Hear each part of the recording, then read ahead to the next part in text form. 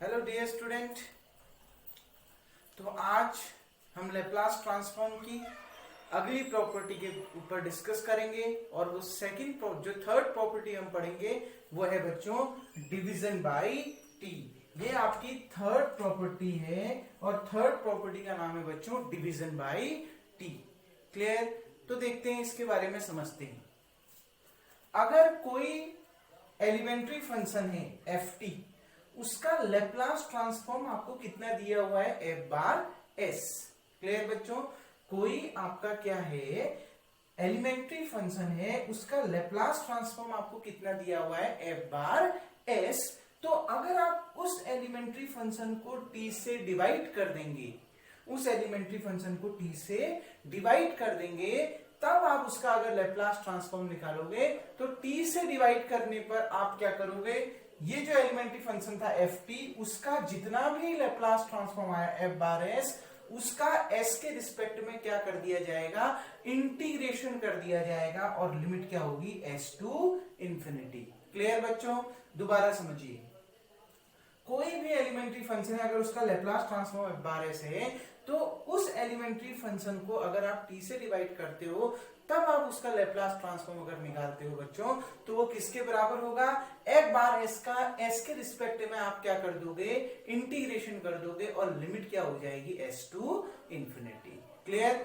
Multiply करने में आप क्या कर रहे थे? डिफरेंशिएशन कर रहे थे और बाहर से क्या आ रहा था? आपका नेगेटिव साइन। और डिवाइड करने में आप क्या करोगे? इंटीग्रेशन करोगे, लिमिट क्या होगी आपकी? S to infinity. क्लियर बच्चों? आ गया ना इतना समझ में? अब इसका प्रूफ देखते हैं। देखिए बच्चों, हमें पता है Laplace transform of F T, definition क्या होती है? Zero to infinity F bar S, sorry, zero to infinity E की power minus S T F T D T, और ये किसके बराबर होता है? एफ बार एस के बराबर होता है। क्लियर बच्चों? अब देखो आपने लाना क्या है?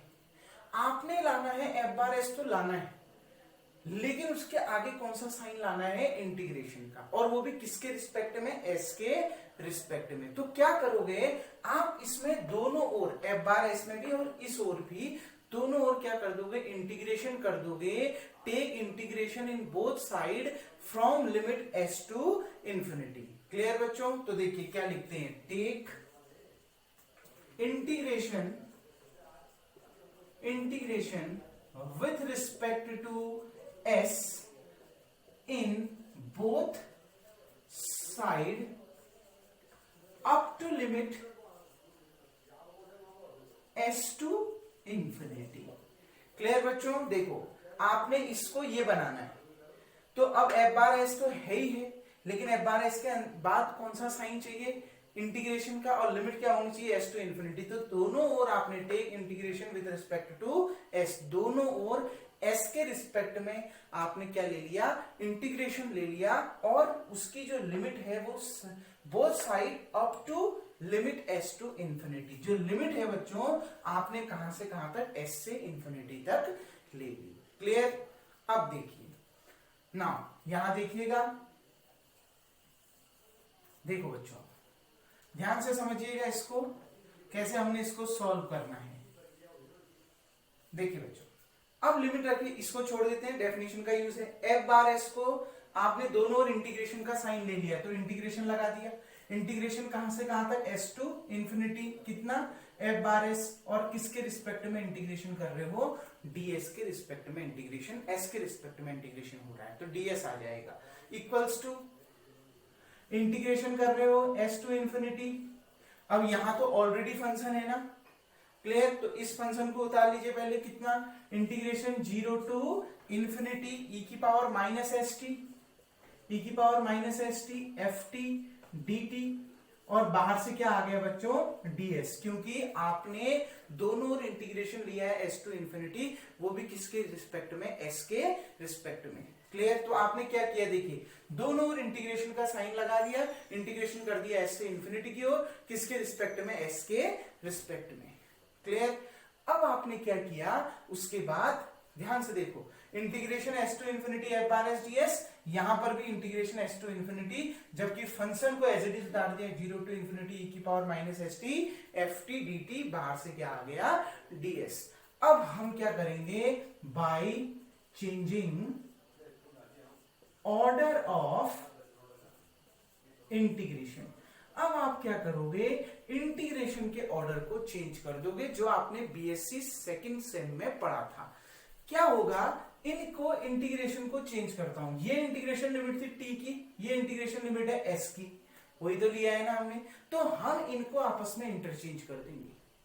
मतलब यहां dt की जगह में क्या आ जाएगा ds, यहां t की लिमिट की जगह में क्या आ जाएगा s की लिमिट, आपस में इंटरचेंज कर दिया। देखो क्या आ गया, s to infinity f bar s ds equals to, देखो इनको आपस में बदल दो, ये जो बाद में था इसको पहले लिख लो, इंटीग्रेशन 0 टू इंफिनिटी, अब इसको बाद में लिख दिया, क्या आ गया अंदर, integration s to infinity. Clear, interchange कर दिया ऑर्डर आपने। क्लियर, अब देखो बच्चों, ये तो एज इट इज उतरा e की पावर माइनस एस टी, अब ऑर्डर इंटरचेंज कर रहे हो तो dt बाहर आ जाएगा, ds अंदर आ जाएगा, तो यहां पर क्या आ जाएगा ds। क्योंकि देखो बच्चों, s के रिस्पेक्ट में इंटीग्रेशन हो रहा है तो केवल फंक्शन किसका ले रहा हूं, s का ले रहा हूं। t वाला क्या है, कांस्टेंट है, तो उसको इंटीग्रेशन के बाहर लिख दीजिए। तो देखो t वाला फंक्शन क्या है, ft, तो ft dt आपने कहां ले लिया, बाहर ले लिया। समझ में आया, आपने ऑर्डर इंटरचेंज कर दिया। क्या करा बच्चों, ऑर्डर को इंटरचेंज कर दिया। कैसे, s टू इंफिनिटी जो फर्स्ट था ये अंदर चला गया इंटीग्रेशन, ये बाहर आ गया। ऑर्डर इंटरचेंज मतलब dt और ds को आपस में बदल दिया। s की लिमिट अंदर आ गई, t की लिमिट बाहर चलेगी, तो s की लिमिट अंदर आई, तो s की लिमिट क्या थी, s टू इंफिनिटी। क्लियर, और t वाला बाहर आ गया तो 0 टू इंफिनिटी। अब हम इंटीग्रेशन किसके रिस्पेक्ट में कर रहे हैं, s के रिस्पेक्ट में, तो s के इंटीग्रेशन अगर s के रिस्पेक्ट में कर रहे हैं तो वेरिएबल भी क्या होना चाहिए, s, बाकी other variable as a constant treat होंगे, तो ft और dt हमने बाहर निकाल दिया। क्लियर, अब देखिए इंटीग्रेशन 0 टू इंफिनिटी, इसका इंटीग्रेशन करो, e की पावर x का क्या होता है, e की पावर x मतलब e की पावर माइनस एस टी का कितना हो गया, e की power minus S T, upon में क्या आ जाएगा, अपॉन में, क्योंकि s के रिस्पेक्ट में हो रहा है तो अपॉन में क्या आ जाएगा, s का कोफिशिएंट, तो s का कोफिशिएंट कितना है, s का कोफिशिएंट है माइनस t, तो अपॉन में क्या आ गया बच्चों, माइनस t, e की पावर माइनस एस टी का e की power minus S T, upon में s का कोफिशिएंट आ जाएगा, और s का कोफिशिएंट क्या है, माइनस t। क्लियर, अब इसकी लिमिट कितनी है, लिमिट भी रखनी है s टू इंफिनिटी, बाहर से क्या है, ft dt। देखिए बच्चों कितना आ गया, integration s to infinity f bar s ds equals to integration 0 to infinity. यहां देखो बच्चों अपर लिमिट रखो, -1/t तो कांस्टेंट है, अच्छा मैं यहां पर नहीं करता हूं क्योंकि जगह कम है, तो इस साइड इसको कर लेते हैं। देखिए अब इस साइड हम इसको बना लेते हैं, ध्यान से देखिए। देखिए बच्चों integration s to infinity f bar s ds, देखो बच्चों इंटीग्रेशन 0 टू इंफिनिटी, ठीक है, ये माइनस टी में तो लिमिट रख नहीं सकते क्योंकि लिमिट s की है, तो s की जगह में रखेंगे, तो माइनस टी बाहर निकाल दिया, माइनस मैंने बाहर ले लिया। क्लियर, माइनस मैंने बाहर ले लिया, और अपॉन में कितना बच गया, 1/t। क्लियर बच्चों, माइनस बाहर ले लिया, अपॉन में क्या आ गया, 1/t। क्लियर, अब देखिए इसके बाद ध्यान से, अब अपर लिमिट रखिए इंफिनिटी, अपर लिमिट रखिए, s की जगह में इंफिनिटी रखा तो माइनस बाहर से है, इंफिनिटी इंटू टी कितना आ जाएगा, इंफिनिटी, यानी e की power minus infinity. Clear, minus क्या, लोअर लिमिट, s की जगह में s ही रखोगे तो फंक्शन यही रहेगा, चेंज नहीं होगा, क्योंकि s की जगह में s ही रख रहे हो, तो e की power minus S T. Clear बच्चों, आ गया इतना समझ में, ठीक। अब बाहर से कितना है, एफ टी डी टी, तो बाहर से आपने रख दिया F T D T. Clear, अब देखिए s to infinity f power s ds equals to minus S ही रहा, 0 टू इंफिनिटी एस ही रहा। बच्चों e की पावर माइनस इंफिनिटी, क्योंकि माइनस सॉल्व नहीं कर सकते पावर में, तो अपॉन में जाएगा e की पावर इंफिनिटी। e की पावर इंफिनिटी कितना, 1 इंफिनिटी, 1 अपॉन इंफिनिटी कितना, 0, मतलब e की पावर माइनस इंफिनिटी की वैल्यू क्या आ गई, 0। माइनस ई की पावर माइनस एस टी, तो माइनस ई की पावर माइनस एस टी, बाहर से क्या है एफ टी डी टी। देखिए बच्चों, integration S to infinity F bar S D s, देखिए जीरो माइनस माइनस में आएगा, माइनस माइनस प्लस, तो कितना आ गया जीरो टू इंफिनिटी, अच्छा अपॉन में टी भी है, वन अपॉन टी। क्लियर? तो देखो जीरो माइनस माइनस में आया, माइनस माइनस प्लस, कितना बचा ई की power minus S T F T, और अपॉन में क्या है टी भी है, यहां पर क्या आ गया डी टी। डेफिनेशन से देखिए, डेफिनेशन क्या होती है लैप्लास ट्रांसफॉर्म की, यहां एफ टी होता है तो लैप्लास के अंदर एल के अंदर भी ब्रैकेट में आप एफ टी लेते हैं, बाकी तो वही है ना।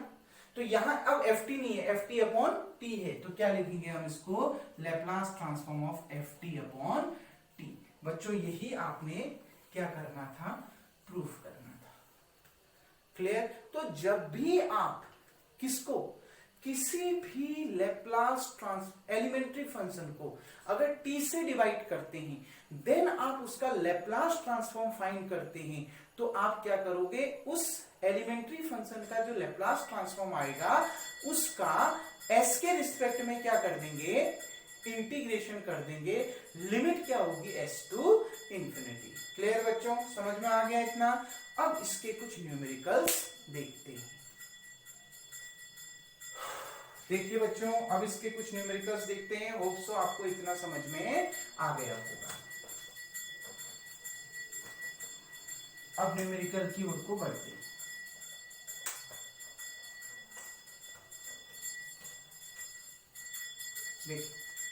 न्यूमेरिकल की ओर को बढ़ते हैं।